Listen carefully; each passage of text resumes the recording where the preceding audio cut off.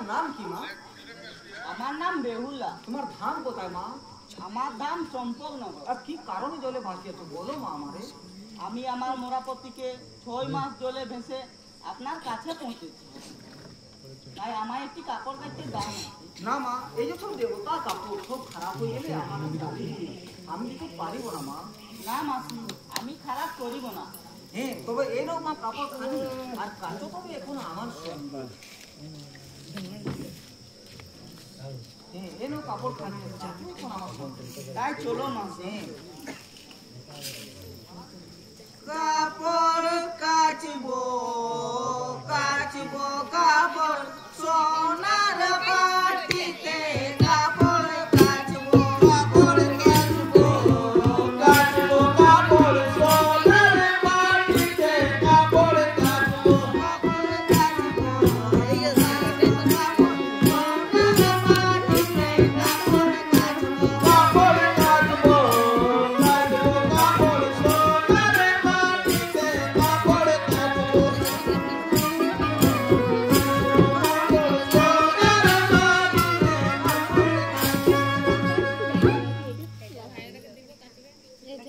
হেমা বেহুলা, এখন আমি ঘরে যাই। আমার অনেক দেরি হয়ে গেলে সব বেগুন আমাকে গালি দিচ্ছে।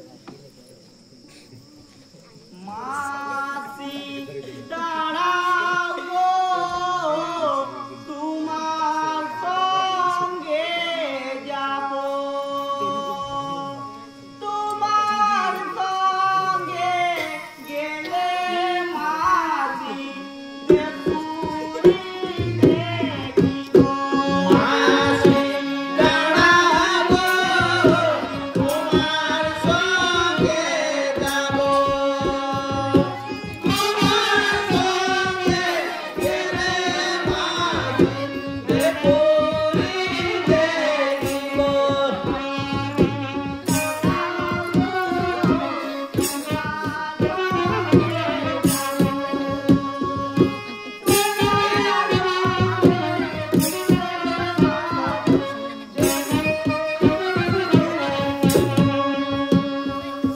দেখো মা বেহুলা, আমি সঙ্গে লইয়া যেতে পারিব না, আমাকে সব দেবন গালি দিবে। মাসি দাঁড়াও, তোমার সঙ্গে যাব, তোমার সঙ্গে গেলে মাসি দেবপুরি যাব।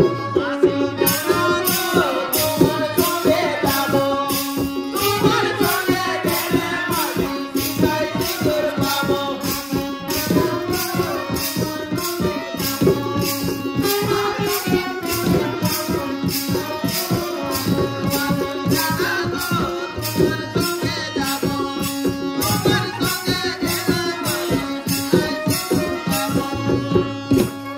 তবে চলো না বেহুলার সঙ্গে, অর্ধেক রাস্তায় থাকিবে, আর যদি সব দেবগণ বলিবে তাহলে তোমাকে আমি দেবপুর নগর দেখাইব। তাই চলো মা। হ্যাঁ, তবে চলো এখন আমার সঙ্গে।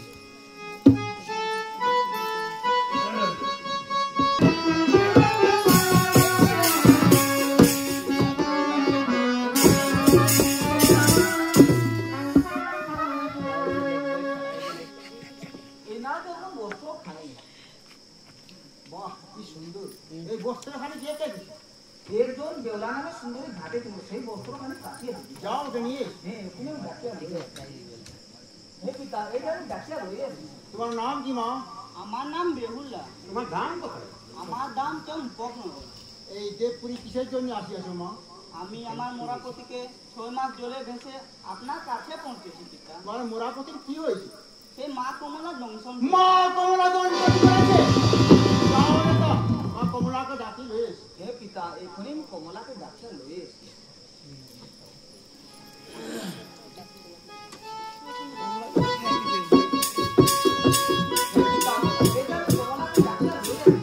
হে পিতা, আমার কিসের জন্য ডাক হয়েছে? দেউড়ার পর করেনি। বলো মা, যার কোনো পরিচয় আছে?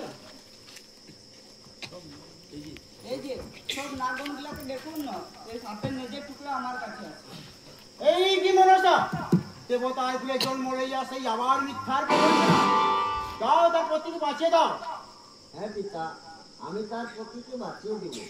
যদি তার শ্বশুর আমার পূজায় স্বীকার করে তাহলে আমি তার পতিকে বাঁচিয়ে দেব। হ্যাঁ, আমি আমার শ্বশুরকে নিশ্চয়ই মানাই নেব। যাও।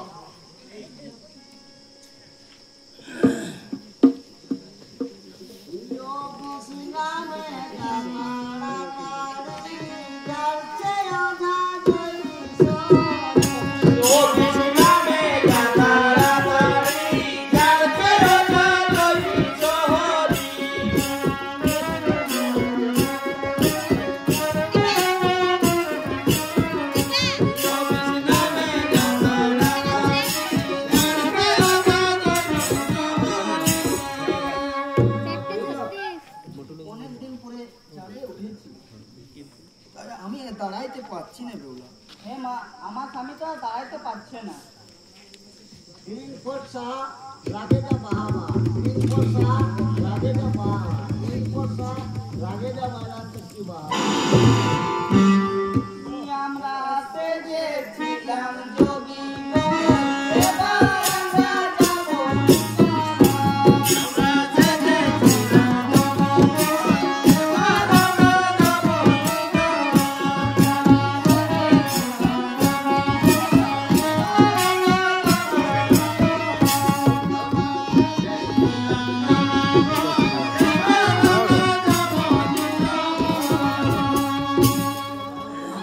এখন তুমি যাও সেই দমনকে ধারণ করো, আর লক্ষ্মীন্দর তো আমার কাছে। হে মা, তাই আমায় একটি সোনার বেউনি চাই। হ্যাঁ, আমি এখন কোথায় আছো বিশ্বকর্মা, আমারও সোনার বেগুনি দাও। এই নাম আর সোনার বেগুন। তাই না? আর এখন দমনী রূপ ধারণ করে, আর লক্ষ্মীন্দর এখন আমার কাছে।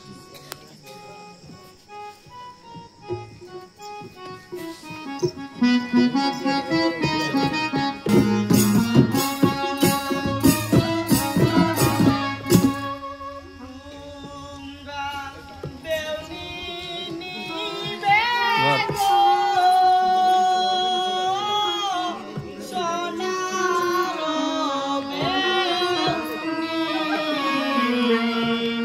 এই বেউনিতে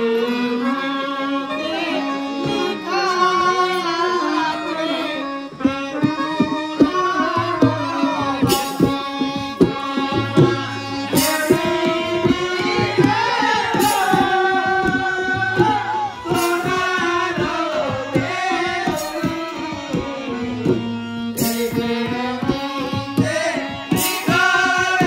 আছে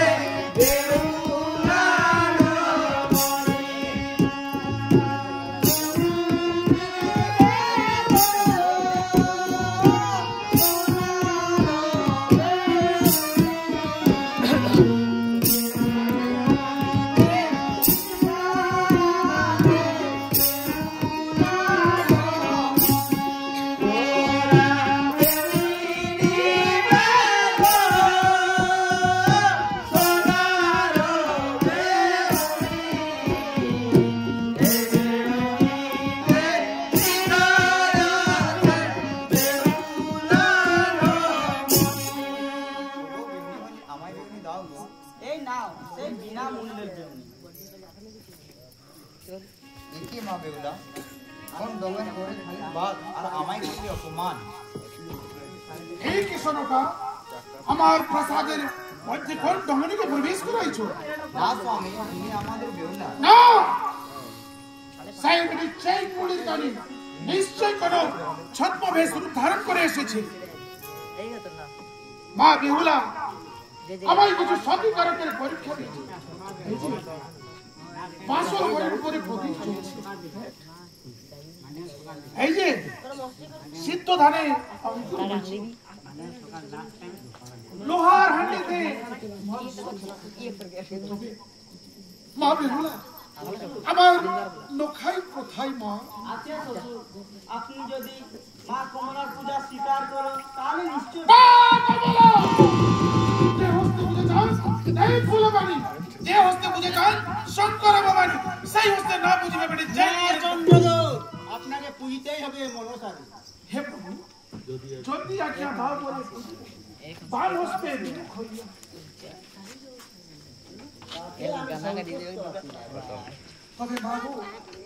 তবে মা পুজোর জন্য তৈরি হয়ে যান।